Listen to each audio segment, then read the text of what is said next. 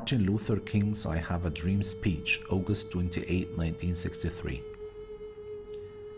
I am happy to join with you today in what will go down in history as the greatest demonstration for freedom in the history of our nation. إنني لسعيد أن أنضم إليكم هذا اليوم فيما سيدخل باب التاريخ كأعظم مسيرة للحرية في تاريخ أمتنا.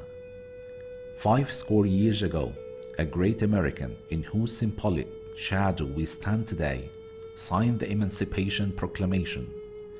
This momentous decree came as a great beacon light of hope to millions of Negro slaves who had been seared in the flames of withering injustice. It came as the joyous daybreak to end the long night of captivity. منذ 10 عقود والأمريكي العظيم الذي نقف اليوم في ظل رمزه وقع على وثيقة التحرير، وهذا المرسوم ذو الأهمية البالغة أتى كمنارة أمل للملايين من الزنوج السود الذين قد تم لفحهم بلهب الظلم المهلك وكالفجر المبتهج لينهي الليل الطويل لعبوديتهم. But 100 years later, the Negro still is not free. 100 years later, the fire of the Negro is still sadly crippled by the manacles of segregation and the chains of discrimination. 100 years later, the Negro lives on a lonely island of poverty in the midst of a vast ocean of material prosperity.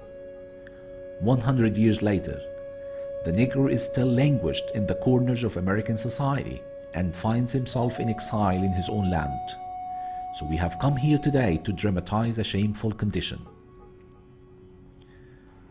ولكن بعد مرور 100 عام ولا يزال الزنجي الأسود مقيد، وبعد مرور 100 عام ولا تزال حياته مكبلة بأغلال وقيود التمييز العنصري، وبعد مرور 100 عام لا يزال يعيش في بقعة من الفقر الموحش وسط محيط من الرخاء الاقتصادي والمادي، وبعد مرور 100 عام ولا يزال يعاني في زوايا المجتمع الأمريكي ويجد نفسه مبعدا في وطنه.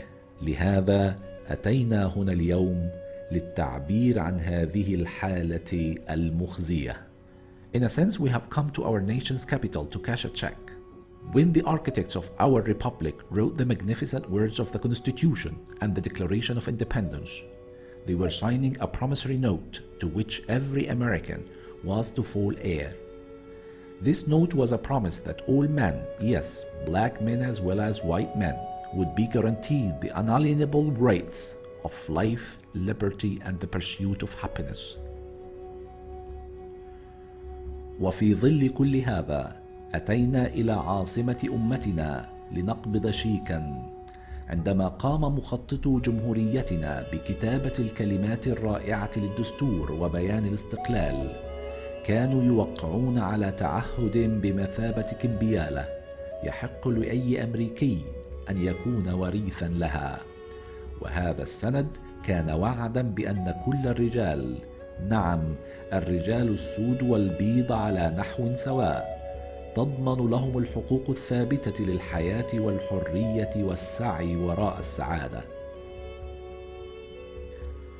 It is obvious today that America has defaulted on this promissory note insofar as her citizens of color are concerned. Instead of honoring this sacred obligation, America has given the Negro people a bad check, a check which has come back marked insufficient funds. But we refuse to believe that the Bank of Justice is bankrupt. We refuse to believe that there are insufficient funds in the great vaults of opportunity of this nation. So we have come to cash this check, a check that will give us, upon demand, the riches of freedom and the security of justice. ولكن فيما يتعلق بالمواطنين السود، فإنه من الواضح أن أمريكا تخلفت عن دفع هذه الكمبيالة، وبدلا من احترام هذا الالتزام المقدس فإن أمريكا أعطت الزنوج السود شيكا زائفا، شيكا مرتجعا مدون عليه بدون رصيد. لكننا نرفض الاعتقاد بأن بنك العدالة مفلس، ونرفض الاعتقاد بوجود ودائع غير كافية في خزانات الفرص لهذه الأمة. لذا أتينا لنقبض هذا الشيك، شيك يعطينا عند الطلب ملذات الحرية وضمان العدالة. We have also come to this hallowed spot to remind America of the fierce urgency of now. This is no time to engage in the luxury of cooling off or to take the tranquilizing drug gradualism. Now is the time to make real the promises of democracy. Now is the time to rise from the dark and desolate valley of segregation to the sunlit path of racial justice. Now is the time to lift our nation from the quicksands of racial injustice to the solid ground of brotherhood. Now is the time to make justice a reality for all of God's children. It would be fatal for the nation to overlook the urgency of the moment.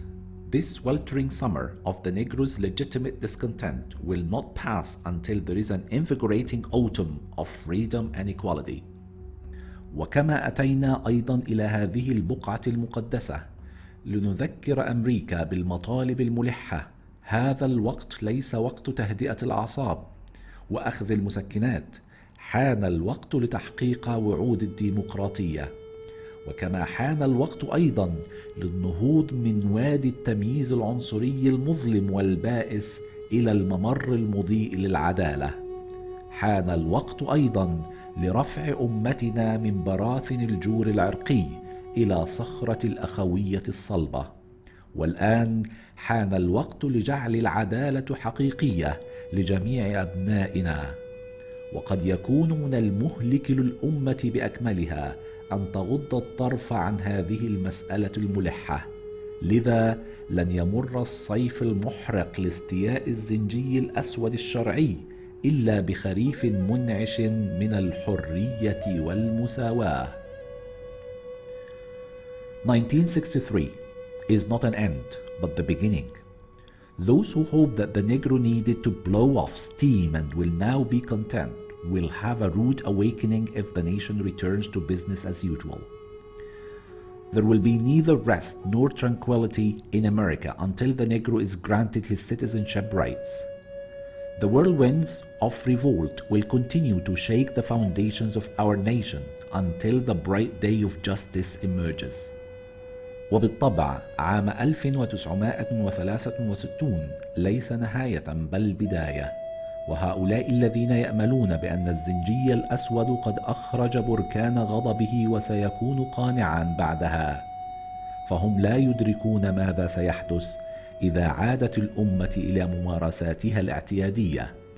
فلن تسود الراحة ولا الهدوء في أمريكا إلا عندما يعطى الزنجي الأسود حقوقه وامتيازاته الوطنية.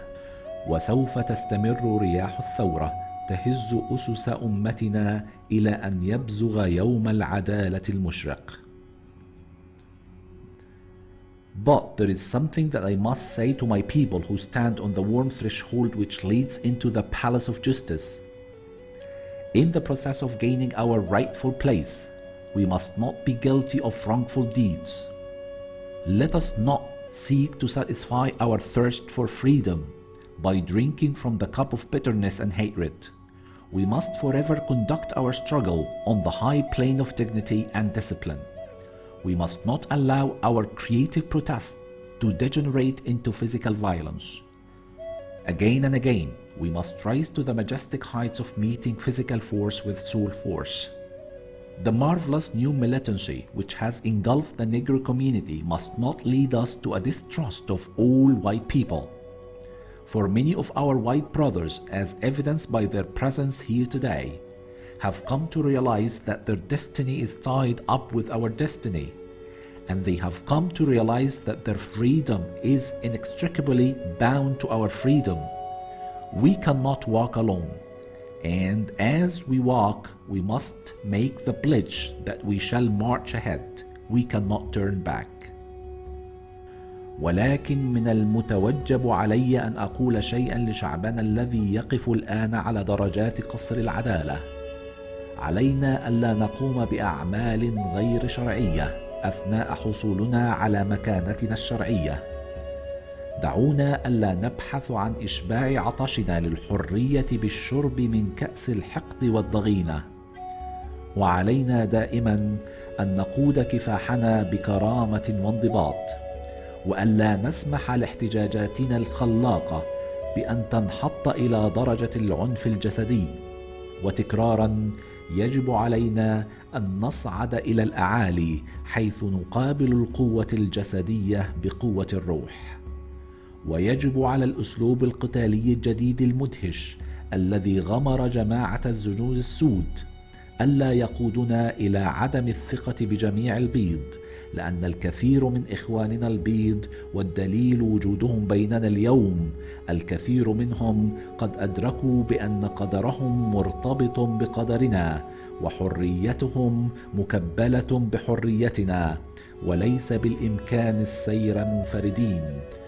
وعندما نسير يجب أن نأخذ على عاتقنا عهدا بأننا سنخطو دائما إلى الأمام دون الرجوع إلى الوراء.